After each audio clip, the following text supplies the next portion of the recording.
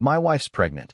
But when I found out the father is my brother, my family's response shocked me even more. They say I should step up and raise the baby anyway. I always thought my life was stable, predictable even. I had a beautiful wife, Emily, who I loved deeply, a steady job, and a child on the way. We had been married for 5 years. And while not everything had been perfect, I believed we had built a strong foundation. The pregnancy had come as a surprise, but a welcome one. When Emily first told me she was expecting, I was overjoyed. I had always wanted to be a father, and for the past few months, I had done everything I could to support her, going to doctor's appointments, setting up the nursery, and making sure she had everything she needed. If she was tired, I cooked. If she craved something, I got it. I even read baby books to prepare myself. But looking back now, I see the cracks in the illusion I had built around us. My younger brother, Ryan, had always been the family's golden child. Growing up, he was the charming one, the risk-taker, the center of attention. No matter what he did, skipping classes, getting into fights, blowing through money, our parents would defend him. Boys will be boys, my mother used to say. I, on the other hand, was the responsible one, the one who worked hard, stayed out of trouble, and always did what was expected of me. But somehow, that was never enough. Ryan and I had never been particularly close. He always acted like he was above me, like he was the better son, while I worked my way through college with scholarships and part-time jobs. Ryan partied his way through, fully funded by our parents. He had the luxury of making mistakes and being forgiven, while I had to be perfect just to be acknowledged. Still, I tried to be a good brother. I tried to include him in my life, even after I got married. I invited him over for dinner, brought him along on trips, and even encouraged Emily to get to know him. She was always supportive of my attempts to bridge the gap between us. She said family was important, that Ryan just needed guidance, that deep down, he looked up to me. I should have noticed how she looked at him. It started subtly. Emily began taking more phone calls in private, stepping away when I entered the room. She started working late, which didn't seem odd at first. Pregnancy came with financial pressures, and we both wanted to be prepared. But then there were the messages. One evening, while she was in the shower, her phone buzzed on the nightstand. I wouldn't normally check her messages, but something about the way she had been acting lately made me uneasy. When I glanced at the screen, I saw Ryan's name. "Miss you. Can't wait to see you again." My stomach tightened. I told myself it wasn't what I thought it was. Maybe they were just getting closer as family. Maybe Ryan was finally stepping up and being more involved. Maybe, just maybe, I was overreacting. But I wasn't. That night, as Emily got into bed, I asked, "Why has Ryan been texting you?" She froze. For a second, I saw something in her eyes, panic, guilt, something she couldn't quite hide before she forced a smile. "He's just been checking in," she said too quickly. "You know, about the baby." "Since when does Ryan check in on anyone?" She let out a nervous laugh, brushing off my suspicion, but the unease inside me didn't fade.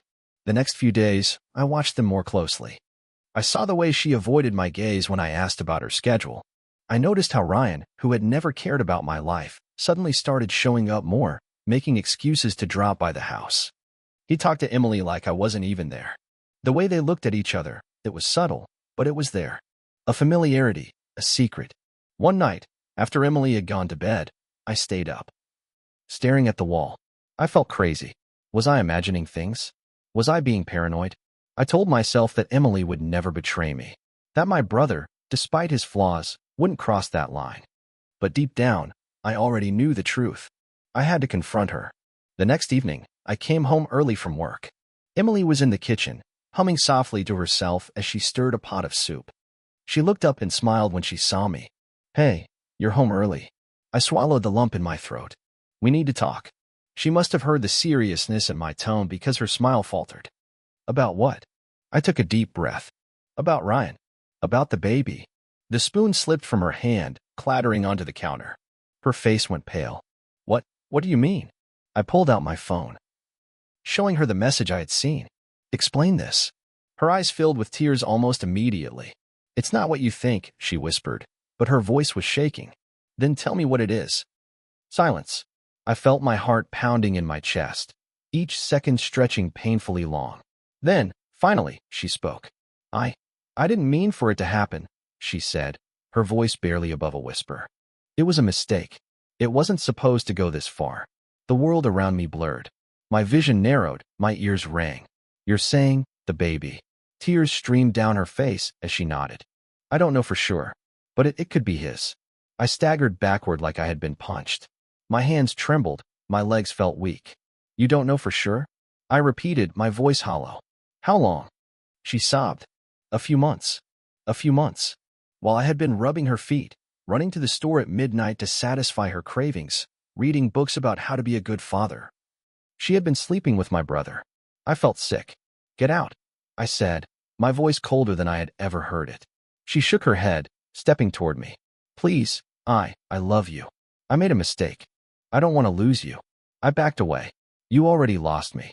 I turned and walked out the door, needing air, needing space. Needing to escape the suffocating betrayal that had just shattered my entire life. But I had no idea that the real betrayal was yet to come. I drove for what felt like hours, though I barely registered where I was going. The city lights blurred past me, my mind too clouded with rage and disbelief to focus on anything.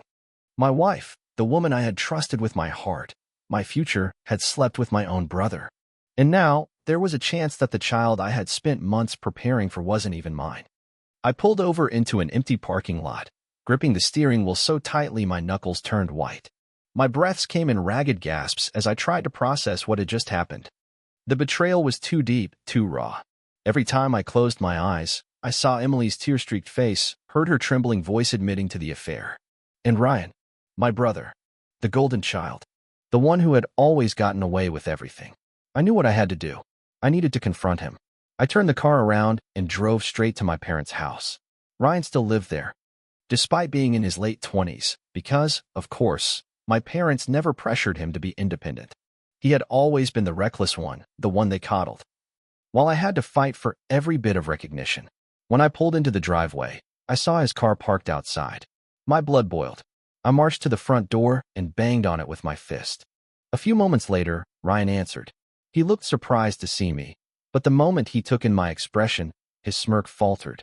What's up, man? He asked, leaning against the doorframe like nothing was wrong. I pushed past him into the house, my fury barely contained. Don't play dumb with me, Ryan, I snapped. I know. His face went still for a moment before he forced a laugh. Know what? I clenched my fists. Emily, the baby. I know everything. Ryan's smirk faded completely. He shut the door behind him, rubbing the back of his neck. Look, man, I didn't let him finish. How could you? My voice shook with rage. How could you do this to me? Your own brother. He sighed, barely looking remorseful. It just happened, okay? We didn't mean for it to go this far. I let out a bitter laugh. Didn't mean for it to go this far? I repeated. You slept with my wife, Ryan. You might be the father of her baby. That's not something that just happens. He had the audacity to look annoyed. Look, I didn't plan for any of this. She was lonely, I was around. And one thing led to another. I lunged at him. I didn't care about consequences. I didn't care that we were in my parents' house. I just knew that I wanted to wipe that indifferent look off his face. He barely dodged my punch, stumbling back. Jesus, man, calm down. Calm down. I shouted. You destroyed my marriage, and you want me to calm down? Before I could hit him again. I heard footsteps pounding down the stairs. What's going on? My mother's voice rang out as she appeared at the top of the staircase. My father followed behind her, both of them looking startled. I turned to them, my chest heaving. Ask your golden boy, I spat. Ask Ryan what he's done. My mother's eyes darted between us. Ryan. Ryan let out a dramatic sigh. It's not a big deal, Mom.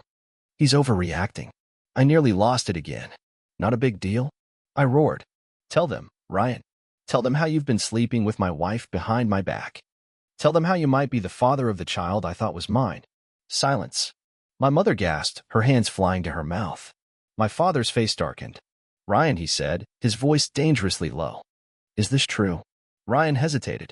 Then, with a shrug, he muttered, yeah. My mother let out a strangled sob, but before she could say anything, my father stepped forward. You absolute disgrace. He hissed. Do you have any idea what you've done? Ryan rolled his eyes. Come on, Dad. It's not the end of the world. Emily still loves him, and I cut him off with a bitter laugh. You think that matters? You think I'd ever forgive either of you? I turned to my parents. I want nothing to do with him. ever. But then, something happened that I never could have expected. Instead of agreeing with me, my mother stepped forward and said, "Son, listen. I know this is hard, but we have to think about the baby." I stared at her. "What?" She sniffled, wiping at her eyes. "The baby is innocent in all of this," she said. "And Ryan, he's not ready to be a father. But you are. You've always been the responsible one, the strong one." I took a step back, feeling like I had been punched in the gut. "You're joking." My father, who had been glaring at Ryan, now looked at me with a softer expression. "She's right, son," he said. "The baby needs a stable home. Emily still wants to be with you. Maybe it's best if you step up and raise the child." The room spun. I had come here expecting anger, expecting them to cut Ryan off, to take my side for once in my life. But instead, they were asking me to raise the child of my wife's affair? I let out a hollow laugh. "You want me to just pretend this never happened? Act like that baby is mine?" My mother stepped closer, reaching for my hand, but I pulled away. "Sweetheart, we just don't want this to break our family apart," she pleaded. "We don't want to lose you. And we can't abandon Ryan, either. Please, just think about it." I shook my head, rage and heartbreak colliding inside me. "I can't believe this." Ryan, who had been standing silently, finally spoke.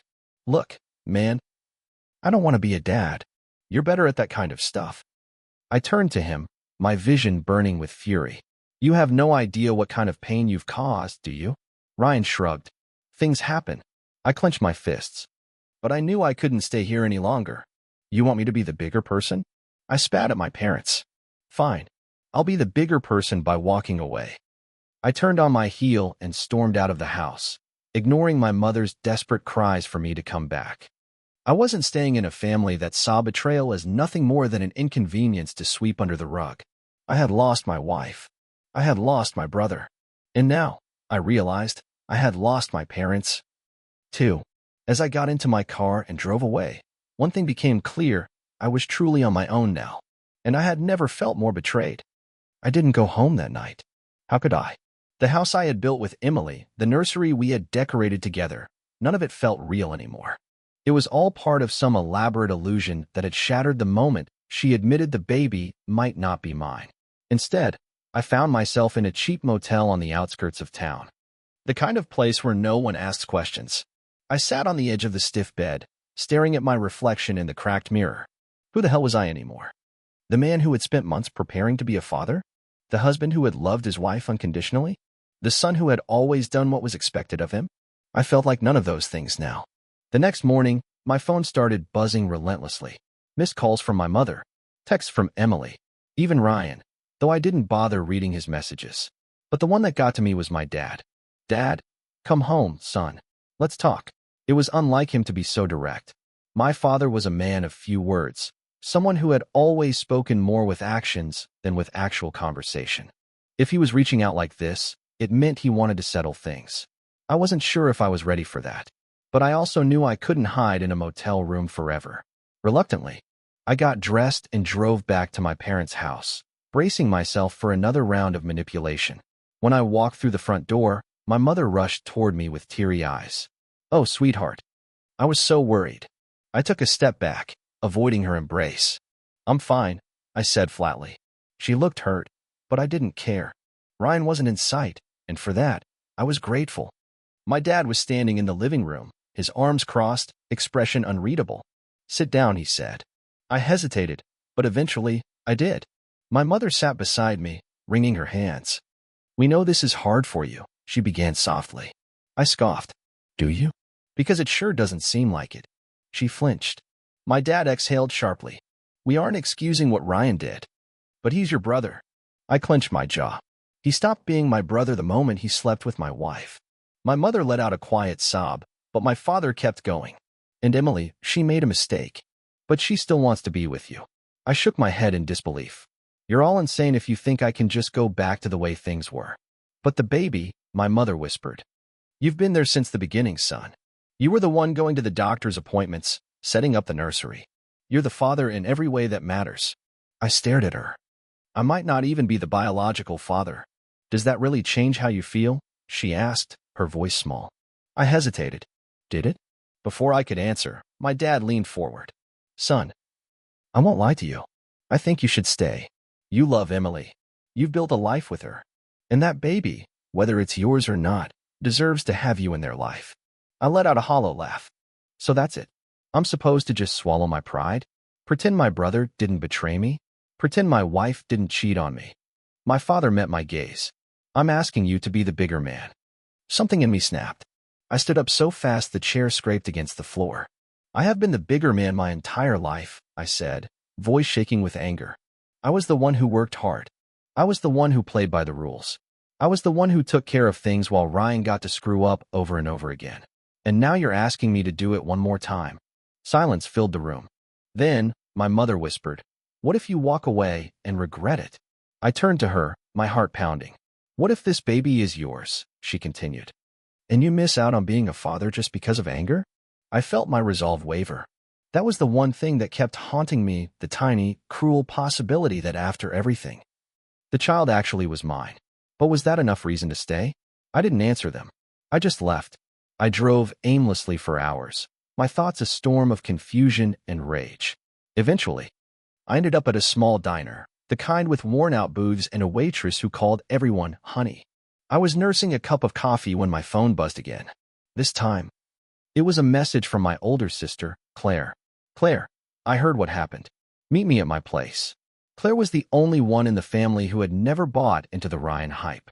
She had left home young, made a life for herself away from our parents' expectations. If anyone could give me an honest perspective, it was her. When I arrived at her apartment, she pulled me into a tight hug. "I'm so sorry," she murmured. Something in me cracked at her sincerity. "You're the first person to actually say that." She led me inside, handing me a beer before we sat down. "Tell me everything." And I did. When I was done, she sighed. "I hate to say it, but this isn't surprising." I frowned. "What do you mean?" She hesitated before saying, "Ryan has always been like this. Always reckless, always selfish. And Emily, maybe she got caught up in it, but I don't think she's innocent either." I gritted my teeth. "Everyone's telling me to stay, to raise the baby." Claire shook her head. "And what do you want?" I exhaled. "I don't know. I love that baby, but I don't think I can ever forgive Emily. Or Ryan." She studied me. "Then don't. You don't owe them anything, least of all your peace of mind." Her words hit me like a lightning bolt. For the first time since this nightmare started, someone was telling me it was okay to leave. Claire leaned forward. "Look, I know it's complicated, but you can take a paternity test. Find out the truth. And if the baby isn't yours, you walk. No guilt, no regrets." I swallowed hard. "And if it is?" She sighed. "Then you figure out how to co-parent. But you don't stay in a marriage built on betrayal." I let her words sink in. For so long, I had been trying to do the right thing, trying to be the bigger person. But maybe the right thing wasn't staying. Maybe the right thing was finally choosing myself. That night, I made up my mind. I would take the test. If the baby wasn't mine, I was gone for good. If the baby was mine, well, I'd cross that bridge when I got there. For the first time in weeks, I felt a sense of control. This wasn't about Emily. This wasn't about Ryan. This was about me. And no matter what happened next, I wasn't going to let them decide my future anymore. The morning of the paternity test, my hands wouldn't stop shaking. It felt like everything had been leading up to this moment. The betrayal, the endless arguments, the manipulation from my family. If the baby was mine, my life would change forever. If it wasn't, I could finally walk away without looking back. I arrived at the clinic early, pacing in the waiting room as I waited for Emily to show up. She had agreed to the test, though reluctantly. The past few days, her texts had gone from desperate apologies to cold resentment. "Emily, I don't understand why you need this. You've been there since the beginning. Emily, a baby isn't just DNA, it's about who raises them. Emily, this isn't fair to me or the baby." I had ignored every message. Now, as she finally walked in, she barely looked at me. She was wearing a loose sweater, her hand resting on her growing belly, looking every bit like the devoted mother-to-be. But I knew the truth. She sat down across from me, arms crossed. "I hope you realize this doesn't change anything," she muttered. I let out a cold laugh. "It changes everything." The nurse called us in, and within minutes, the test was done. A simple cheek swab for me, and a small blood sample from Emily to analyze the baby's DNA. Results would take a few days, and the wait felt like torture. As we left the clinic, Emily grabbed my arm. If this baby is yours, are you going to do the right thing? I yanked my arm away. You don't get to decide what the right thing is anymore. Her eyes filled with tears, but I didn't care. I wasn't here for her emotions. I was here for the truth. The following days were agonizing. I tried to keep busy, going to work, hitting the gym, avoiding my family's calls. Ryan hadn't even bothered reaching out, probably thinking he had already won. Claire checked in every day. You holding up? She'd ask. Barely. When the call from the clinic finally came, I was sitting in my car, gripping the steering wheel so hard I thought it might snap. Mr. Carter, we have your paternity results, the voice on the other end said. I swallowed hard. And the pause felt like an eternity. You are not the father. The breath I had been holding released in a sharp exhale. My hands trembled as relief, anger, and devastation all collided inside me. Thank you, I muttered, before hanging up. I sat there for a long time, just staring out the windshield. I should have felt free. I should have been celebrating. But all I could think about was the fact that I had spent months preparing for a baby that was never mine to begin with. I had been a fool. And now, I was done playing one. I drove straight to Emily's apartment. When she opened the door, she looked hopeful, like maybe I had changed my mind, like maybe we could still fix things. I handed her the test results. Read it. She took the paper with shaking hands. As her eyes scanned the words, her face turned pale. This isn't possible, she whispered. Oh, it's possible, I said, my voice cold. It's reality. Tears spilled down her cheeks. No, it has to be wrong. You've been here for everything. You're supposed to be the father. I shook my head, laughing bitterly. You don't get to rewrite reality just because it's convenient for you. She looked up at me, her lip trembling. But you love me. You love this baby. My jaw tightened. I loved the idea of us. But you killed at the moment you slept with Ryan. She let out a sob, covering her face with her hands. I made a mistake, okay? But we can still. No, I cut her off. We can't. I'm done. Her cries grew louder, but I didn't stay to comfort her. I turned and walked away, feeling lighter with every step. The next stop was my parents' house. They were waiting for me. My mother looked anxious, my father stern. And sitting on the couch, looking smug as ever, was Ryan. So, he said, leaning back, what's the verdict? I tossed the test results onto the coffee table. Not mine. Ryan frowned, his confidence flickering. My mother gasped, hand over her chest. My father's lips pressed into a thin line. My mother looked between us. Well, that doesn't change the fact that the baby still needs a father. I scoffed. Oh, it changes everything. Ryan cleared his throat, sitting up. Look, man. This doesn't have to be a big deal. We can figure this out as a family. I turned on him so fast his smirk vanished. You still don't get it, do you? I snarled. You destroyed my marriage. You betrayed me, and you don't even care. Ryan rolled his eyes. Come on, man. You never even knew for sure if it was yours. That was it. I lunged at him, grabbing him by the collar and shoving him against the wall. I gave you every chance to be a decent person, and you threw it in my face. You're pathetic. Boys, my mother shrieked, rushing forward. My father stepped in, pulling me back. I shoved Ryan away and took a step back, breathing heavily. I'm done with all of you, I said, my voice shaking. I'm not raising that baby. I'm not forgiving Emily, and I sure as hell don't have a brother anymore. My mother burst into tears. You can't mean that. I do. I turned to my father. I hope you're proud of the son you raised. He didn't say a word. I turned and walked out, slamming the door behind me. The next few weeks were strange. For the first time in my life, I had no obligations to anyone. Emily tried calling, leaving messages about how she regretted everything. My mother sent guilt-ridden texts, begging me to reconsider. My father remained silent. Ryan? He didn't even bother trying. I moved into a new apartment, started focusing on myself. The pain was still there, but it was different now. Less of a wound, more of a scar. A reminder of what I had survived. One night, Claire came over with a bottle of whiskey. To cutting off toxic family members, she toasted. I smirked, clinking my glass against hers. To finally choosing myself. For the first time in a long time, I felt at peace. The past had burned away, but from the ashes, I was building something new. Something that belonged to me. Thank you for watching. If you haven't subscribed yet, please do so and hit the notification bell to stay updated with more shocking Reddit cheating stories happening around you.